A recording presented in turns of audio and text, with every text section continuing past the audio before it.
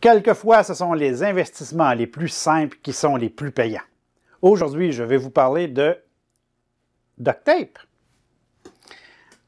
Ah oui, on va parler de papier adhésif. La demande existe, elle est là depuis longtemps, elle va toujours être là, mais on a un phénomène qui est en train de se passer dans le moment, qu'on fait beaucoup de ventes par Internet.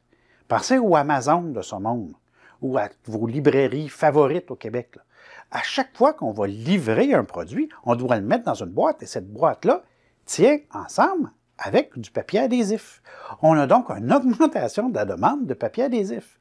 Pensez à tous les marchés Good Food de ce monde qui vous envoient des plats préparés à la maison dans des boîtes isolées. Mais on parle encore de packaging ici. Donc, la demande de packaging est en train d'augmenter tranquillement, je l'avoue, mais on a une augmentation de la demande de packaging qui se fait dans le moment. Et ça, il y a certaines entreprises qui peuvent en profiter. Si je vous demanderais comme ça, quelle est la deuxième plus grande entreprise de rubans adhésifs en Amérique du Nord, et si je vous dirais qu'elle est située à Montréal sur le boulevard Cavendish, ça serait Intertape Polymère. Et c'est ce qu'on va parler aujourd'hui, puis on va se demander, est-ce que c'est un achat et pour qui? On fait ça maintenant.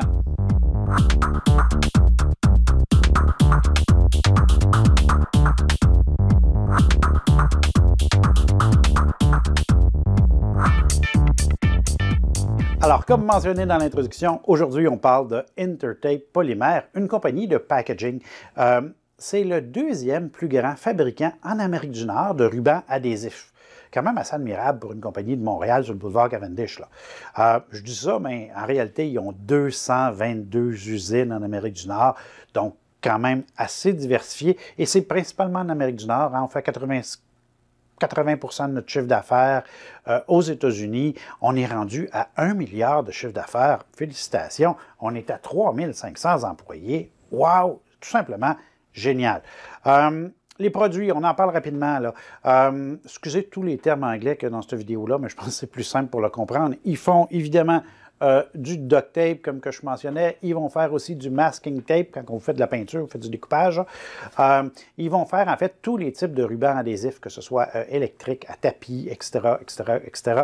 Donc, ils vont en faire plusieurs. Ils vont faire aussi des membranes de polyéthylène.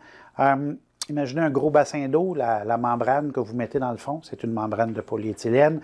Ils vont faire du papier d'emballage style shrink wrap. Et là, on comprend que d'après leurs produits, leur clientèle, bon, c'est un petit peu vendu dans les Rona de ce monde pour le public, mais c'est surtout vendu aux entreprises qui vont utiliser leurs produits pour emballer, si on veut, ce qui va être servi. Je vous en parle principalement parce qu'il y a une certaine augmentation de la demande indirecte, parce qu'on comprend qu'on a une croissance dans le e-commerce, donc tous les produits qui sont vendus sur Internet, mais aussitôt que vous achetez un produit sur Internet, ce produit-là est livré dans une boîte, et cette boîte-là, elle a un emballage. Et pour faire tenir l'emballage ensemble, on a besoin de papier adhésif. Donc, on a une certaine demande qui se fait à cause du e-commerce. Donc, on peut voir une certaine croissance. Est-ce que c'est une croissance aussi spectaculaire que les compagnies de technologie? Absolument pas. Que le cannabis? Absolument pas. Mais pour une industrielle qui fabrique des choses concrètes qu'on peut toucher, on peut voir une certaine forme de croissance. Le deuxième élément qu'on voit de la croissance d'Intertape Polymère, c'est du moins qu'on peut voir un marché énorme se développer, même s'ils ne sont pas très présents. C'est dans tous les boîtes de nourriture préparée. Donc, vous recevez à la maison. Donc, pour tous les marchés Good Food de ce monde, là, vous recevez la boîte, puis toute la nourriture est à l'intérieur, vous faites le repas, mais il y avait une boîte originalement qui a été préparée par quelqu'un, et ça, Intertape Polymère va fabriquer des boîtes isolées de cette façon-là, donc que ce soit des boîtes, des enveloppes, et on peut comprendre qu'il va y avoir une certaine croissance dans cette direction-là. Donc, on aime ça. Bon, on parle de quelques chiffres. On est rendu à un chiffre d'affaires de 1 milliard. Génial. Remarquez la croissance des dernières années. Je vous ai mis le tableau de la croissance des ventes des 5-6 dernières années, des estimés des 2 prochaines. On est à peu près à 6 de croissance par année à l'œil. Un petit peu optimiste pour les 2 prochaines. Donc, espérons que leur optimisme va fonctionner.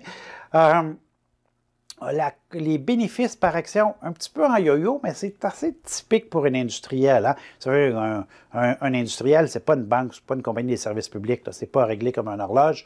Donc, on a un certain mouvement au niveau du bénéfice par action qui est toujours positif. Donc, quand même, très, très bien. Vous avez le dividende aussi, une certaine forme de croissance, dividende raisonnable par rapport aux bénéfices, ce qui est bien aussi. Il faut penser que les bénéfices, l'entreprise est en train d'investir beaucoup présentement dans ses usines pour se moderniser.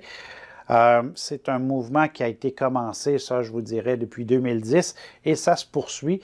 Donc, c'est ce qui explique un petit peu le mouvement du bénéfice, là. Donc, quand même, assez bien de ce côté-là. Il faut que je vous parle du prix de l'action. Le prix de l'action, si vous reculez, je vais vous mettre un graphique dynamique sur le blog, là, vous irez voir le prix de l'action en 2000 environ. On était à 50 $.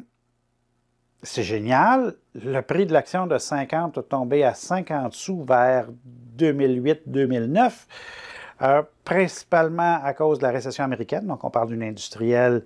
Si les industriels dépensent moins, magasinent plus, etc., on met de la pression à la baisse sur les prix. La Chine aussi avait commencé à exporter massivement aux États-Unis du papier adhésif. Les prix ont chuté et l'entreprise a été réaffectée. En 2010, si ma mémoire est bonne, on a eu un changement de président. En fait, on a eu un changement de génération. On est passé du père au fils, qui a fait des transformations importantes dans l'entreprise. On est venu fermer les usines qui étaient plus rentables ou qui étaient plus d'actualité. On a changé notre politique de prix aussi. Au lieu de compétitionner la Chine, on a sorti des produits de qualité, moi je vais oser dire supérieure, pour tenir nos prix à l'intérieur de ça.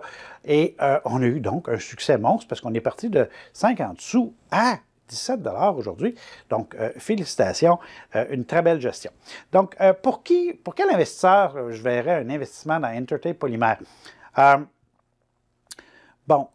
Premièrement, l'investisseur à long terme, celui qui investit pour le dividende dans le moment est à 3,7 %. Je trouve ça... Je préfère personnellement, à cause de la croissance qui est quand même limitée, on va le dire comme ça. On n'a pas une croissance dans les 2 chiffres ici, là. On a plus une croissance dans le 6, 7, 8, 10 %, puis on espère un petit peu plus, là. Donc, moi, je voudrais un dividende initial qui roulerait aux alentours de 4 % pour le considérer. Donc, aller chercher une petite correction. Il en fait souvent des corrections. Donc, peut-être pas dans le moment, mais si on peut aller chercher une petite correction, ça pourrait devenir intéressant. Pour l'investisseur à moyen terme, celui qui veut des grandes hausses spectaculaires, je pense qu'on n'est plus là. C'était là après qu'on est sorti du trouble en 2010, 2011, 2012, jusqu'à 2015, je vous dirais. Là. Mais je ne pense plus qu'on est à cette étape-là dans le moment. Donc, je ne le vois pas comme un investissement à moyen terme. Pour le swing trader, celui qui veut transiger les cycles, vous mesurez l'amplitude des cycles, qui en fait à peu près 4-5 par année. Et je vous dirais depuis 3-4 ans, là, et on va chercher des cycles de 15 à 20 %. Ils ne sont pas si évidents que ça à attraper, mais ils sont très, très importants et ils pourraient être tentants à transiger, on va le dire comme ça. Donc, je le vois pour le long terme puis pour le swing trading.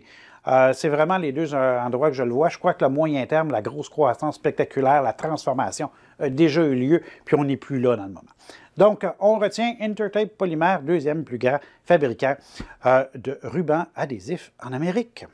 Sur ce, mesdames, messieurs, ça me fait plaisir et bon trading à tous!